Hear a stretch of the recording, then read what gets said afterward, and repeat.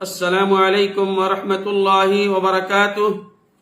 الحمد للہ رب العالمین والصلاة والسلام على اشرف الانبیاء والمرسلین نبینا محمد صلی اللہ علیہ وسلم۔ قال اللہ تبارک وتعالی فی کلامہ المجید اعوذ باللہ من الشیطان الرجیم بسم اللہ الرحمن الرحیم یا ایہا الذین آمنوا اتقوا اللہ حق تقاتہ ولا تموتن إلا وأنتم مسلمون يا أيها الناس اعبدوا ربكم الذي خلقكم من نفس واحدة وخلق منها زوجها وبث منهما رجالا كثيرا ونساء واتقوا الله الذي تساءلون به والأرحام إن الله كان عليكم رقيبا يا أيها الذين آمنوا اتقوا الله وقولوا قولا سديدا يصلح لكم أعمالكم ويغفر لكم ذنوبكم ومن يطع الله ورسوله فقد فاز فوزا عظيما۔ محترم سامعین و ناظرین کرام اور اسلامی بھائیوں، آج انشاءاللہ ہم آپ کو اس ویڈیو کے اندر بتلائیں گے وہ کون سے اسباب ہیں جن سے قبر کے عذاب سے نجات ملے گی۔ وہ کون سے ایسے اسباب ہیں جو ہم اور آپ اپنا لیں، قبر کے عذاب سے ہمیں اور آپ کو نجات مل جائے۔ اللہ رب العالمین سے دعا ہے الہ العالمین ہمیں حق بات کہنے کی توفیق عطا فرما۔ ہر آدمی کو، ہر انسان کو مرنا ہے اور مر کر کے حساب و کتاب دینا ہے۔ آخرت کی پہلی منزل ہے قبر۔ اگر انسان اس کے اندر کامیاب ہو گیا تو اور منزلیں اس کے لیے آسان ہو جائیں گی۔ جیسا قبر واقعی بڑے خوف اور گھبراہٹ کی جگہ ہے، نبی کریم صلی اللہ علیہ وسلم نے خود یہ بات ارشاد فرمائی ہے، بتلایا ہے، میں نے قبر سے زیادہ گھبراہٹ والی جگہ کو نہیں دیکھا۔ ترمذی شریف کی روایت ہے، ایک جنازے کے موقع پر پیارے نبی صلی اللہ علیہ وسلم قبر کے سرہانے کھڑے تھے اور آپ صلی اللہ علیہ وسلم قبر کی ہولناکی کو یاد فرما کر اس قدر روئے کہ آپ صلی اللہ علیہ وسلم کے آنسوؤں سے قبر کی مٹی تر ہو گئی، قبر کی مٹی بھیگ چکی تھی۔ یعنی آپ صلی اللہ علیہ وسلم قبر کے سرہانے کھڑے ہو کر کے، دوسری قبر تھی، کھڑے ہو کر کے اتنا روئے کہ اسی جگہ پر ہمیں بھی آنا ہے، اور اس طریقے سے روئے کہ قبر کی مٹی بھیگ چکی تھی، تر ہو چکی تھی۔ ہم اور آپ قبر کو یاد کر کے کتنا روتے ہیں، ذرا اپنے گریبان کے اندر جھانکیں، سوچیں، غور و فکر کریں۔ اور یہی نہیں میرے بھائیوں، اس کے لیے کچھ تیاری کر لو۔ پیارے نبی صلی اللہ علیہ وسلم نے اس قبر کی طرف اشارہ کرتے ہوئے فرمایا کہ اس قبر کے لیے تم تیاری کرو جو آخرت کی پہلی منزل ہے۔ اگر اس منزل کے اندر تمہیں کامیابی اور کامرانی مل گئی تو اور منزلیں تمہارے لیے آسان ہو جائیں گی۔ اور آپ صلی اللہ علیہ وسلم نے خود بھی قبر کے فتنے سے پناہ مانگی ہے اور امت کو بھی اس پناہ مانگنے کی نصیحت فرمائی ہے۔ آپ صلی اللہ علیہ وسلم کے طرز عمل یہ نتیجہ تھا کہ قبر کا ذکر آتے ہی صحابہ کرام آپ دیدہ اور غم زدہ ہو جاتے تھے۔ حضرت سلمان فارسی رضی اللہ تعالیٰ عنہ فرماتے ہیں، تین باتیں مجھے غم زدہ کر دیتی ہیں، تین باتیں مجھے غم زدہ کر دیتی ہیں اور میں آپ دیدہ ہو جاتا ہوں۔ پہلی بات کہ نبی کریم صلی اللہ علیہ وسلم کے صحابہ کرام سے جدائی کا غم، نبی کریم صلی اللہ علیہ وسلم کا صحابہ کرام سے جدائی کا غم، یہ مجھے غم زدہ کر دیتی ہیں اور میری آنکھیں آگ دیدہ، آنکھوں سے آنسو جاری ہو جاتے ہیں۔ دوسری چیز پیارے نبی صلی اللہ علیہ وسلم نے جو فرمایا اور سلمان فارسی جو بتلاتے ہیں کہ عذاب قبر سے جب میں اس کو سوچ لیتا ہوں تو یہ ہماری آنکھیں کیا ہو جاتی ہیں، نم پڑ جاتی ہیں۔ اور تیسری بات قیامت کا ڈر۔ حضرت مالک بن دینار رحمہ اللہ فرماتے ہیں، قبر کو یاد کر کے اس قدر روتے تھے کہ وہ بے ہوش ہو جاتے تھے۔ یعنی اس قدر روتے تھے قبر کو یاد کر کے کہ اسی قبر کے اندر نہ وہاں تو آپ کا کوئی ساتھی ہوگا نہ آپ کا کوئی دوست ہوگا، وہاں صرف آپ کا عمل آپ کے ساتھ کام آئے گا۔ دنیا کے اندر جو آپ نے کیا ہے وہی چیز آپ کو آئے گی کام۔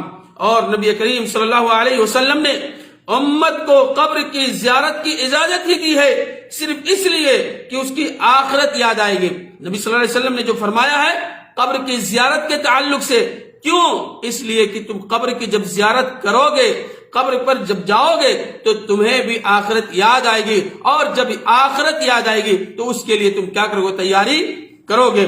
قبروں کی زیارت کرو اس لیے کہ اس میں سامان عبرت ہے، اور یعنی انسان دنیا کو بھول کر آخرت کی طرف متوجہ ہو جاتا ہے۔ دنیا کی بے ثباتی، غور و فکر کا موقع ملتا ہے، دوسروں کی قبریں دیکھ کر اپنی قبر کا خیال آتا ہے۔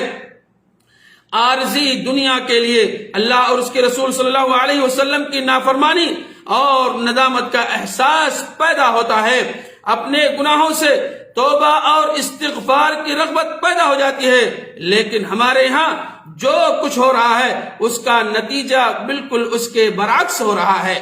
غور فرمائیے میرے بھائیوں، جہاں عشقیہ اور شرکیہ مضامین پر مشتمل قوالیوں اور مجلسیں لگی ہوں وہاں آخرت کیسے یاد آئے گی؟ جہاں ڈھول ڈھمکے توپ اور نوجوان ملنگ اور ملنگیاں موجود ہوں اور وہاں منکر نکیر کا خیال کیسے آئے گا؟ اور جہاں آرائش اور حسن اور نمائش کی دلدادہ طوائفوں کو مجرے ہوں وہاں پر عذاب قبر یا ثواب قبر کی فکر کون کرنے والا ہے؟ جہاں فلموں اور حیاسوز ناز گانوں کے بے ہنگ شور برپا ہو وہاں موت یاد کیسے آئے گی؟ جہاں بے حجاب نوجوان اور دوشیزاؤں کا غیر محرم مردوں سے کھلے عام اختلاف ہو وہاں پر قبر کا یاد کیسے آئے گی؟ اور جہاں صبح و شام مجاوروں اور مریدوں کے ہجوم ہیں، بنگ اور چرس کے دور چل رہے ہوں اور وہاں سفر آخرت کی بات کون کرنے والا ہے؟ جہاں دن رات نذرانے وصول کرنے والے اور دولت مند جمع کرنے کا عروج پر ہو وہاں فکر آخرت کا واعظ کون سننے والا ہے؟ میرے بھائیوں، فکر آخرت کر لو اور قبر کی جو پہلی منزل ہے اس کے لیے تم تیاریاں کر لو۔ محترم سامعین، خانقاہوں اور آستانوں کی دنیا کا جو ہماری دنیا سے کہیں زیادہ رنگین ہے، کہیں زیادہ رنگین ہے، کہیں زیادہ دل فریب ہے اور کہیں زیادہ پرکشش ہے، ایسی قبروں اور مزاروں پر جا کر موت کسے یاد آئے گی؟ آخرت کا خیال کیسے آئے گا؟ عذاب یا ثواب فکر کیسے ہوگی؟ اللہ کا خوف دل میں کیسے پیدا ہوگا؟ اور دنیا سے بے رغبتی کیوں کر پیدا ہوگی؟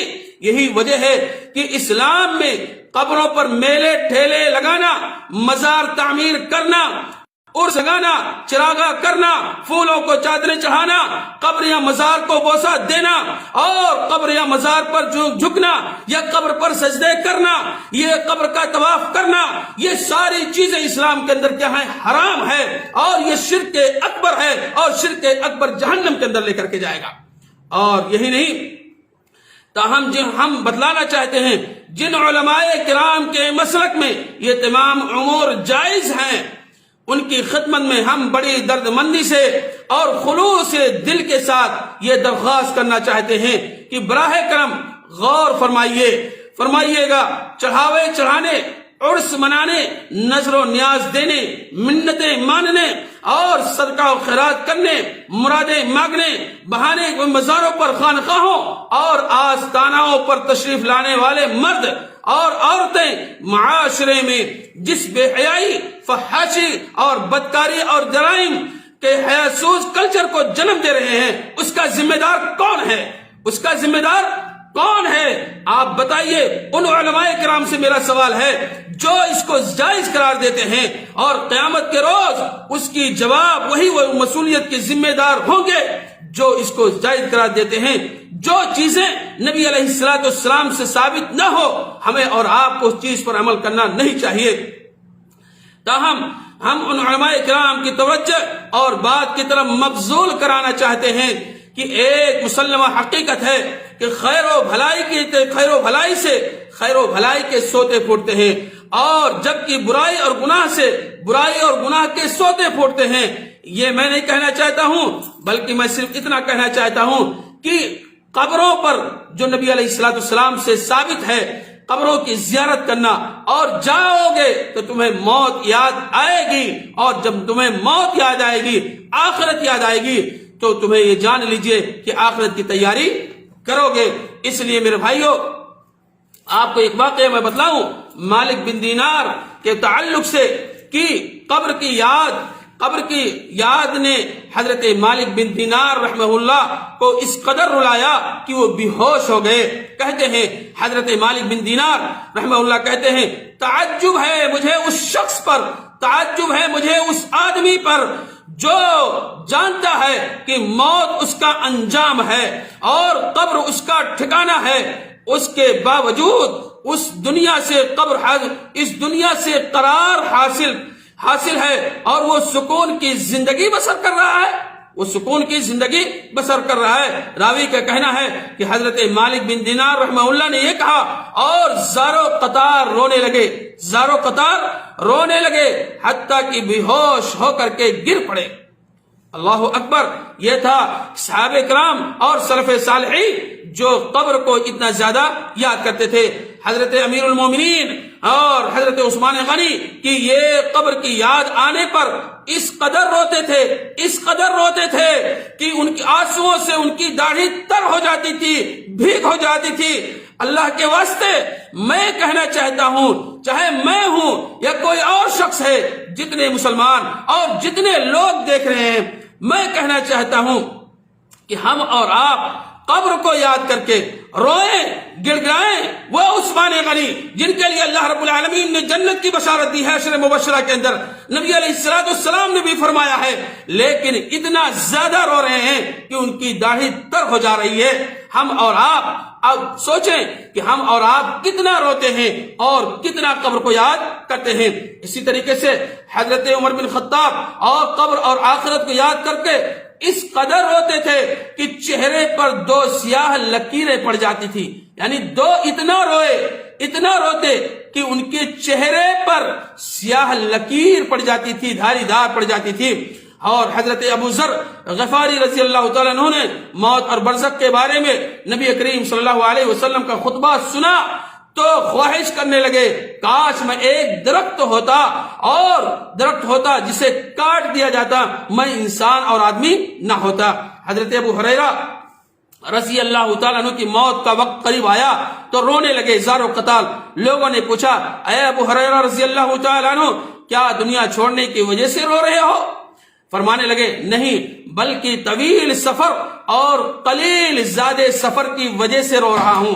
میں نے ایسے ٹیلے پر شام کی ہے جس سے آگے جنت ہے یا جہنم، اور مجھے معلوم نہیں کہ میری منزل کون سی ہے۔ حضرت ابوبکر صدیق رضی اللہ تعالیٰ عنہ موت اور قبر کا خوف اس قدر ان کے دل پر طاری تھا، اندازہ اس مناجبات سے کر سکتے ہیں۔ ایک اشعار موجود ہے کہ یا اللہ میرا حال کیا ہوگا، اے اللہ تبارک و تعالی میرا حال کیا ہوگا، میرے پاس ایک بھی نیکی کا عمل نہیں جبکہ برے اعمال بہت زیادہ ہیں۔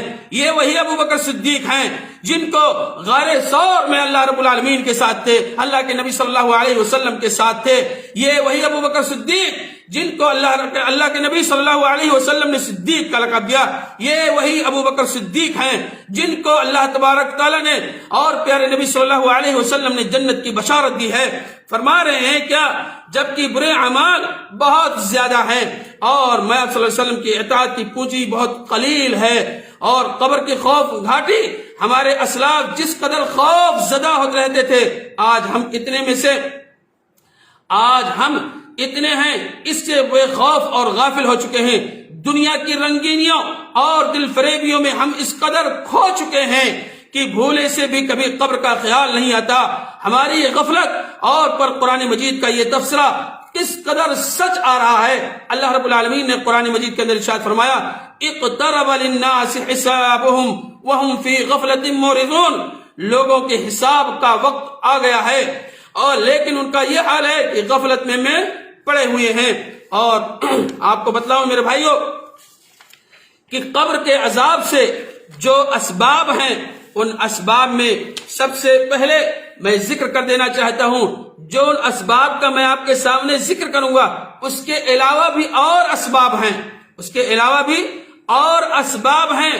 میں چند اسباب کا ذکر کرنا چاہتا ہوں جس کے ذریعے سے انسان کو قبر کے عذاب سے نجات ملے گی۔ ہر آدمی چاہتا ہے، ہر انسان چاہتا ہے کہ ہمیں اور آپ کو قبر کے عذاب سے نجات مل جائے۔ تو کیسے ملے گی نجات؟ آئیے ہم اور آپ ذرا غور کریں۔ سب سے پہلی چیز آتی ہے کہ ہر فرض نماز کے بعد قبر کے عذاب سے پناہ طلب کرنا۔ ہر فرض نماز کے بعد دن 24 گھنٹے میں آپ 5 وقت کی نماز پڑھتے ہیں اور عذاب قبر سے آپ پناہ طلب کریں، دعا کریں اور یہ دعا کریں، اللہم انی اعوذ بک من عذاب القبر، اے اللہ تبارک و تعالی میں عذاب قبر سے پناہ طلب کرتا ہوں، پناہ چاہتا ہوں، اے اللہ تو مجھے عذاب قبر سے بچا لے۔ پہلی چیز میرے بھائیوں، ہر آدمی، لیکن بڑے افسوس کے ساتھ کہنا یہ پڑتا ہے کہ ہمارے بہت سارے بھائی کیا کرتے ہیں، نماز پڑھا، سلام پھیرا اور چلے گئے۔ نماز کے بعد اذکار کیجئے، اذکار کے بعد آپ دعا کیجئے اور یہ دعا کریں، اللہ رب العالمین تو مجھے قبر کے عذاب سے نجات دے دے۔ اور اس کے علاوہ تاجدار مدینہ جناب محمد رسول اللہ صلی اللہ علیہ وسلم نماز میں تشہد اخیر کے اندر 4 چیزوں کے ذریعے سے پناہ کرتے تھے۔ پہلی چیز، اللہم انی اعوذ بک من عذاب القبر ومن عذاب واعوذ بک من عذاب جہنم واعوذ بک من فتنة المسیح الدجال واعوذ بک من فتنة المحیا والممات۔ یہ تشہد اخیر کے اندر پیارے نبی علیہ السلام دعا کرتے تھے۔ تو ہم اور آپ سب سے پہلا جو ہے کہ ہر فرض نماز کے بعد عذاب قبر سے پناہ طلب کریں، انشاءاللہ اللہ رب العالمین ہمیں اور آپ کو عذاب قبر سے نجات ملے گی۔ دوسری چیز جو آتی ہے، پیشاب کے قطروں سے ہر ممکن بچنا، پیشاب کے قطروں سے ہر ممکن بچنا اور چغل خوری سے بچنا۔ 2 چیزیں ہیں، پیشاب کے قطروں سے بچنا اور چغل خوری سے بچنا۔ یہ بھی سبب ہے کس چیز کا؟ عذاب قبر سے بچنے کا، عذاب قبر سے نجات کا ذریعہ ہے۔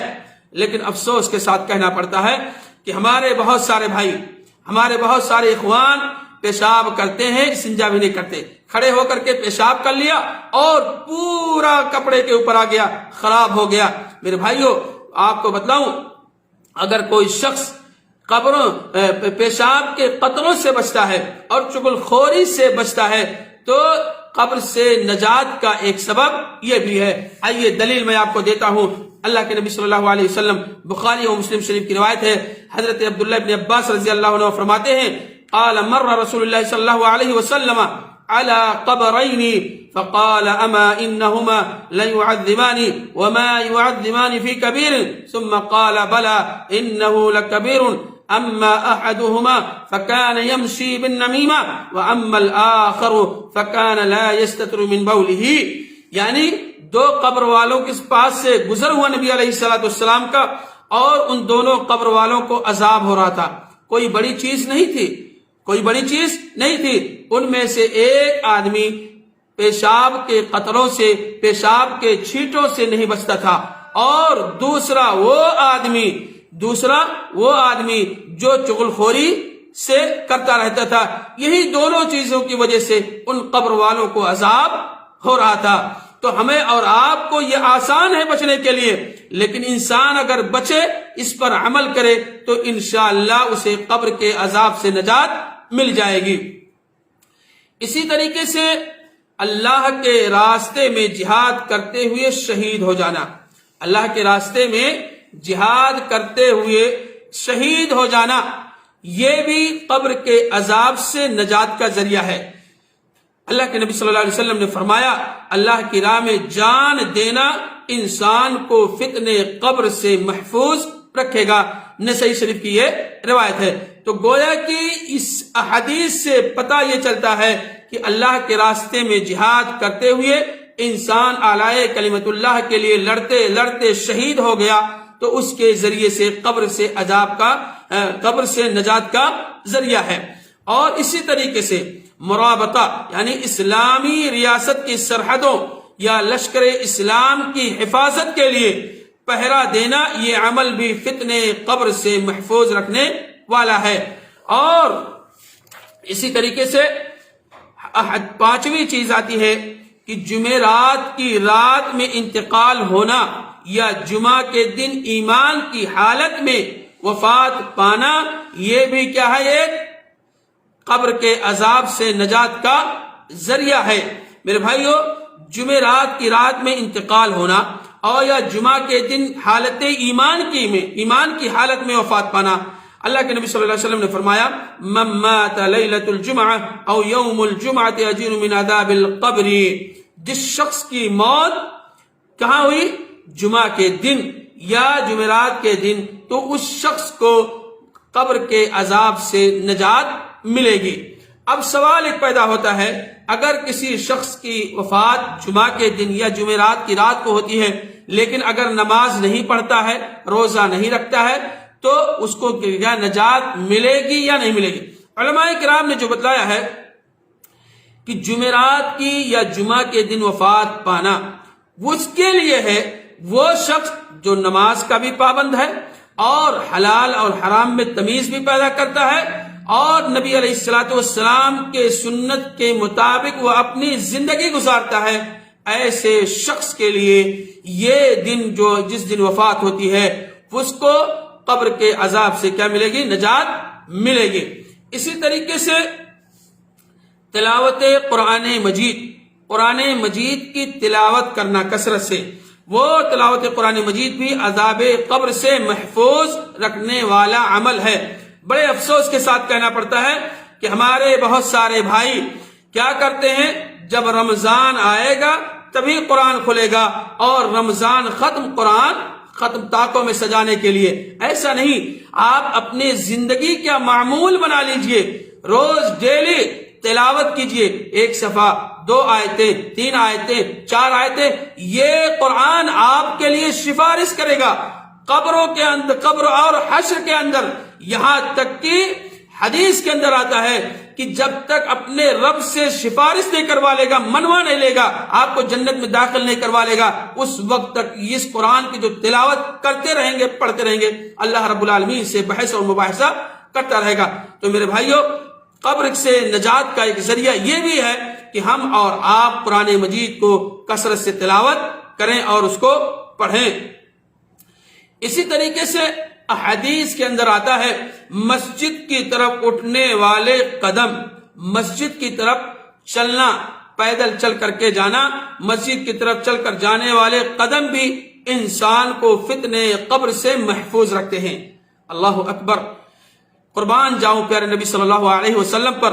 یعنی انسان اگر پیدل چل کر کے مسجد کی طرف جاتا ہے نماز پڑھنے کے لیے، تو یہ جان لیجئے اس کے قدم اٹھ رہے ہیں، اللہ کی عبادت کے لیے جا رہا ہے، تو فتنے قبر سے وہ انسان کیا ہوگا؟ محفوظ رہے گا۔ اسی طریقے سے فتنے قبر سے محفوظ نماز ہے، روزہ ہے، صدقہ خیرات ہے، صلہ رحمی ہے، لوگوں کے ساتھ نیکی کرنے کا ہے۔ آپ صلی اللہ علیہ وسلم نے فرمایا قبر میں جب عذاب کا فرشتہ سر کی طرف سے آتا ہے تو نماز کہتی ہے اس کی طرف سے راستہ نہیں ہے، اور دوسری طرف سے آؤ، فرشتہ میت کی دائیں طرف سے آتا ہے تو روزہ کہتا ہے اس طرف سے راستہ نہیں ہے، دوسری طرف سے آؤ۔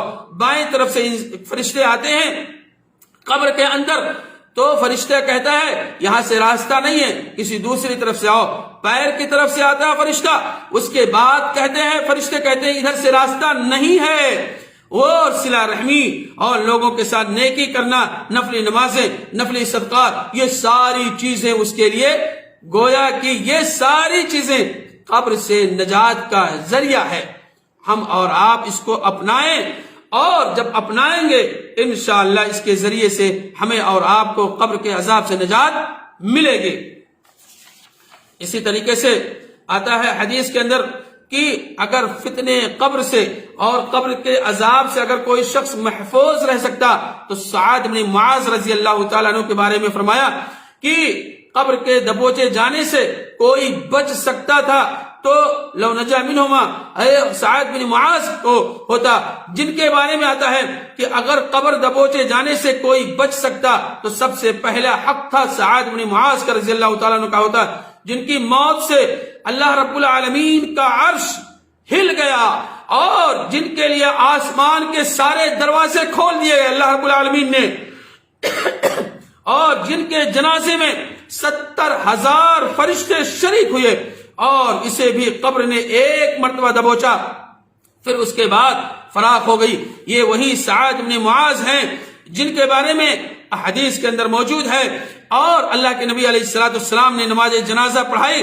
سعید بن خدری رضی اللہ تعالیٰ عنہ کہتے ہیں نبی علیہ الصلوۃ والسلام نے انہیں جنازے وہ قبر کھودنے کے لیے فرمایا تھا، جب وہ قبر کھود رہے تھے اس وقت قبر کھودنے کے وقت بھی مشک سے بھی زیادہ خوشبو اس قبر سے نکل رہی تھی، لیکن انہیں بھی قبر نے ایک مرتبہ دبوچا۔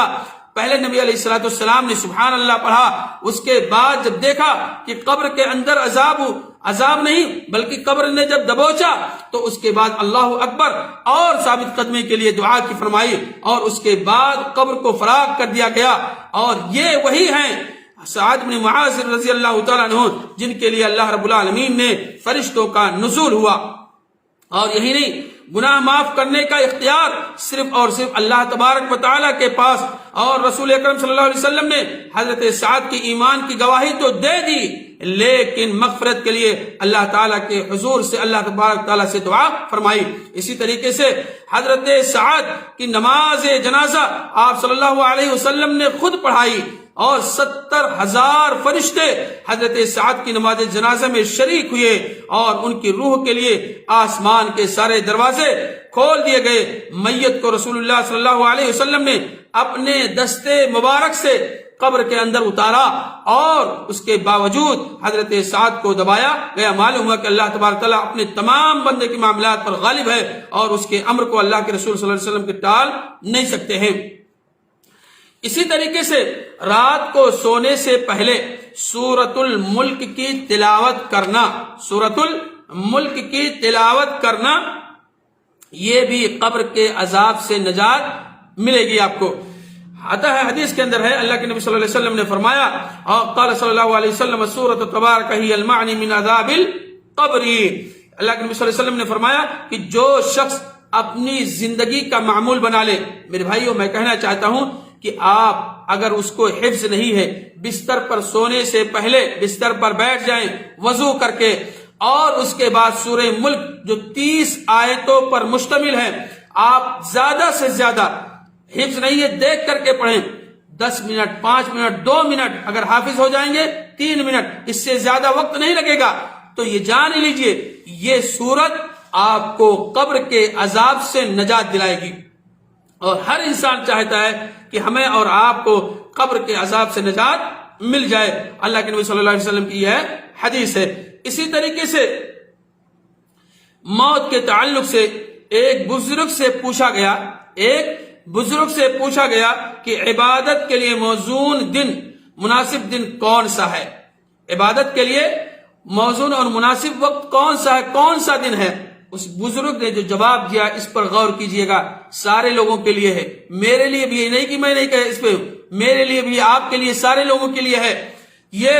تو اس بزرگ نے اس کو جواب دیا کہ موت سے ایک دن پہلے ہر دن عبادت کرتے رہو، موت کل آنی ہے۔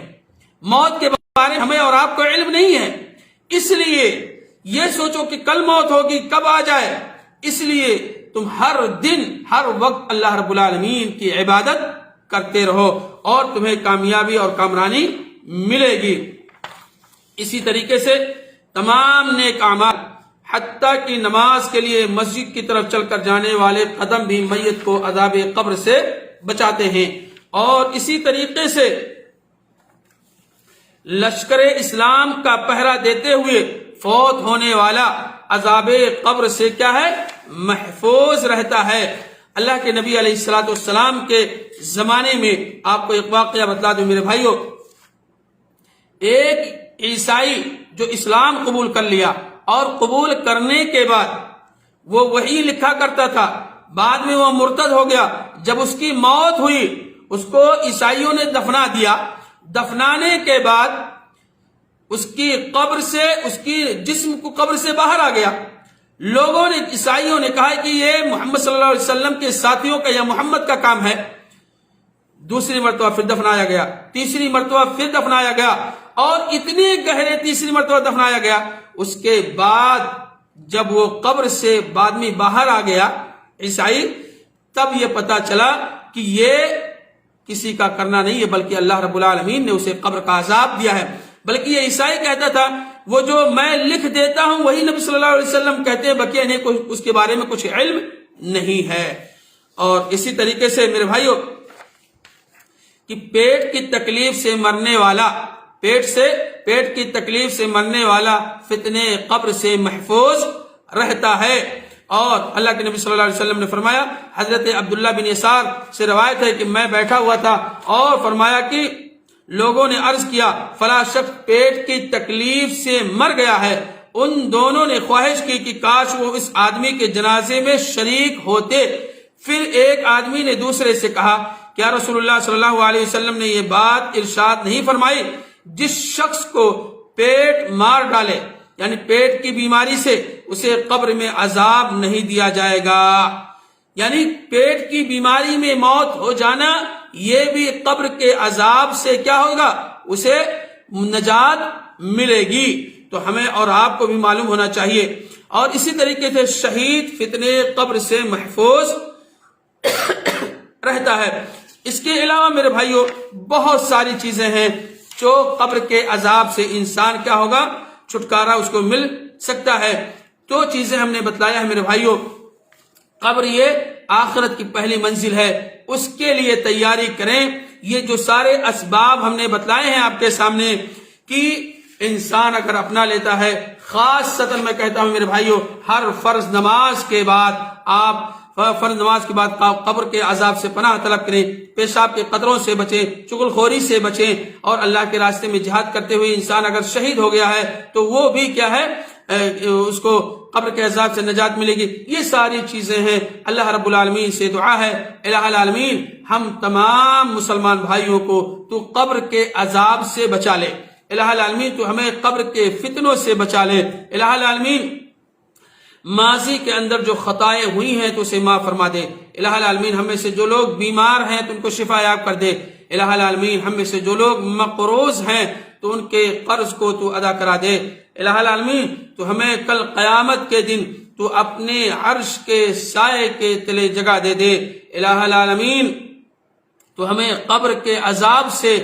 نجات دے دے، الہ العالمین ماضی کے اندر جو خطائیں ہوئی ہیں تو اسے معاف فرما دے، الہ العالمین ہم میں سے جن کے والدین اس دنیا سے جا چکے ہیں الہ العالمین تو ان کی قبروں کو تو روشنی سے بھر دے اور انہیں جنت الفردوس کے اندر جگہ عطا فرما، الہ العالمین ہم میں سے جن کے والدین زندہ ہیں تو ہمیں توفیق دے، ہمیں ہدایت دے کہ ہم اپنے والدین کی زیادہ سے زیادہ خدمت کر کے اپنے آپ کو جنت کا مستحق بنا لیں۔ ربنا تقبل منا انك انت السميع العليم وتب علينا انك انت التواب الرحيم۔ السلام علیکم ورحمۃ اللہ وبرکاتہ۔